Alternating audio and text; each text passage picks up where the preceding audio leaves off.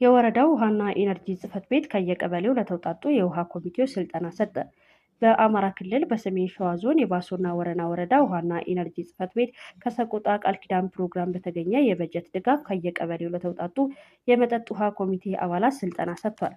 ስልጠናውን በንግግር የከፈቱት የጽሕፈት ቤቱ ኃላፊ ወይዘሮ ልዩ ወርቅ በኃይሉ ፕሮጀክቱ መቀንጨር ላይ በትኩረት የሚሰራ እንዲሁም በወረዳው ያሉ ማህበረሰቦችን የተመጣጠነ ምግብና ንጹህ የመጠጥ ውሃ እንዲያገኙ ከማድረግ ባለፈ አገልግሎት የማይሰጡ የውሃ ተቋማት ተጠግነው አርሶ አደሩ ተጠቃሚ እንዲሆን ለማድረግ እየሰራ ያለ ፕሮጀክት ነው ያሉ ሲሆን በተለይም አጥቢ እናቶችንና ህጻናትን ተጠቃሚ ለማድረግ የሚሰራ በመሆኑ ትልቅ ምስጋና የሚገባው ፕሮጀክት ነው ብለዋል።